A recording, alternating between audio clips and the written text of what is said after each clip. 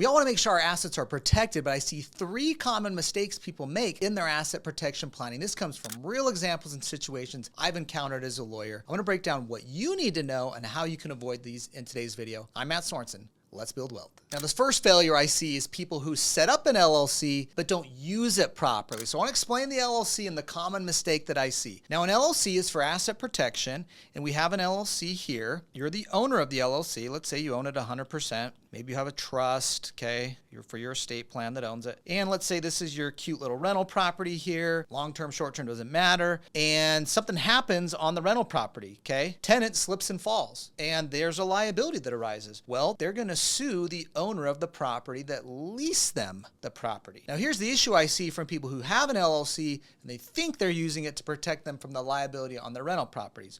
Problem number 1, there's a couple problems in this one I'm going to hit. Problem number 1 is they don't deed the property to the LLC, okay? They failed to do the deed. You have to deed the property out of your personal name to the LLC. That way, if something happens on the property, they're forced to sue the owner of the property, which is the LLC. And if they sue the LLC, you're protected. They can only sue the LLC and get at the LLC's assets. They can't come after you and any of your other assets. That's problem number 1. The second problem I see is they don't do the lease in the name of the LLC. They lease it from themselves personally to the tenant. Now, if something happens, who are they going to sue? The landlord on the lease that was responsible, which is you personally. So if you don't get the deed properly in the LLC's name and the lease in the LLC's name, or at least a property manager that has the lease in their name or their company's name, you will personally be on the hook. The asset protection from the LLC is not going to work. So make sure when you're using LLCs for your rental real estate that you actually get the property deeded into the LLC and you get the lease in the LLC's name. Now, the second mistake I see people doing is they are using land trust thinking that they provide asset protection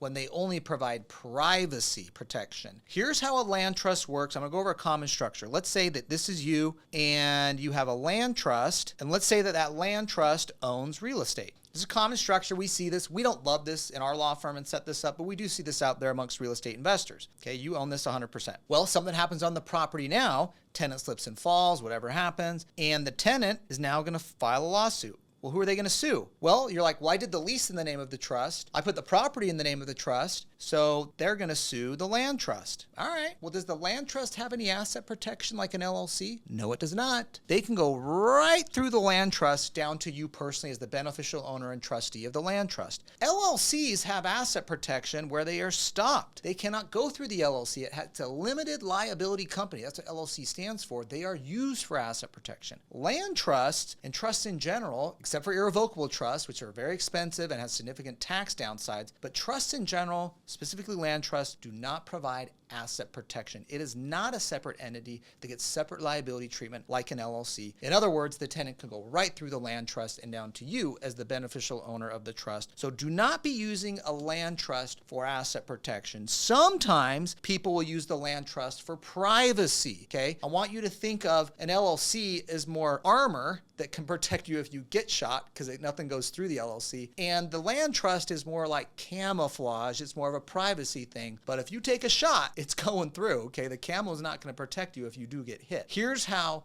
the land trust can work with an LLC. Okay, so this is you, and you own an LLC 100%. And we have that there for asset protection. So nothing's coming through this LLC down to you personally, all right? This is your armor, so to speak. But the LLC is gonna own a land trust. Now, again, we don't love this in our law firm. For some clients, we do this. But if you really want some type of privacy, some people use a land trust. LLC owns a land trust 100%. Land trust is on the deed to the LLC. Now, the land trust can have a generic name like Black Rock Trust, or whatever you want to call it. And that's a very generic name. No one really knows who owns it. You might have some third party serving as trustee, some friend or their business associate. Your name's not associated on a public record anywhere. And so some people use the land trust for privacy purposes so that no one knows that they actually own this property. Now, you still have the LLC beneath it. So now if a liability arises and they sue the trust, they can get through the owner of the trust, which is the LLC, but they're stuck there. They can't come down to you personally. So that's how some people are using land trust. Again, not really our strategy that we love. We like to use LLCs in other states that might have better privacy protection, list managers that might be third party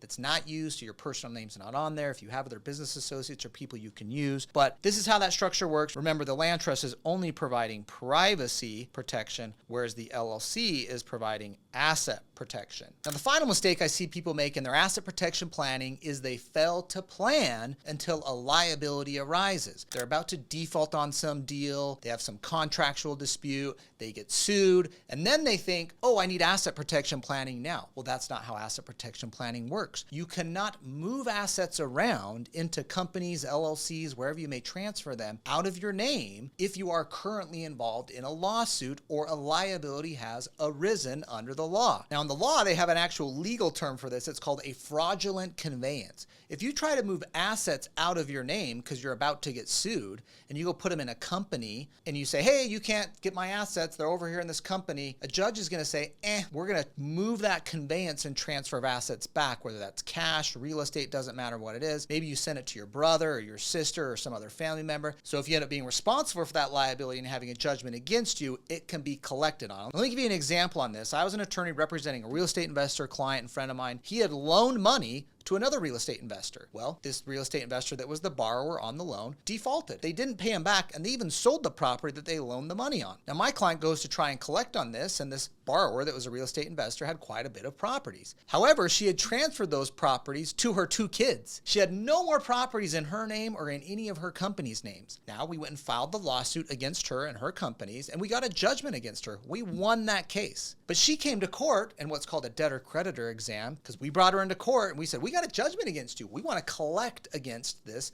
judgment. Where did you move your assets? Well, I already knew the answer to that question. I knew she transferred them to her kids. There's a judge. She gets sworn under oath. She has to answer my questions. And she had to admit that she transferred the properties to her kids. Now, she thought she was being smart and that she was not going to have to pay on this judgment because she doesn't own anything. And she could come to court and say, but I don't own anything now. And you know what the judge said? I'm going to let them go after your kids to go collect on this and bring them into court if you don't resolve this right now. So, of course, we go out in the hallway. We negotiate it. She agrees to pay off the judgment. But that is the point here on the fraudulent conveyance. You cannot transfer assets once a liability has already arisen. Now, if she would have transferred those properties out of her name to her kids and maybe it was a real gift before the liability arose, she might have had an argument that we wouldn't be able to collect on that. But because the liability had already arisen, she had defaulted on the payments before she transferred the properties out of her name, we were able to pull them back as a fraudulent conveyance. So make sure whatever asset protection planning you're doing is prospective. You're trying to do it in anticipation of a potential lawsuit in the future, not one that's happening now or not one where a liability has already arisen. Asset protection is critical to your wealth building. We spend all this time earning income, growing our businesses, making great investments. We're scoring points. We're building our wealth. We want to make sure we're not getting scored on where we can lose all these things we've been working so hard to grow and build. Please reach out to my law firm, KKOS Lawyers. We can help you with any asset protection planning. And make sure you're subscribed to the channel here. I'm giving tips on how to protect your assets, save on taxes, grow and build wealth. I'm Matt Sorensen. We'll see you next time.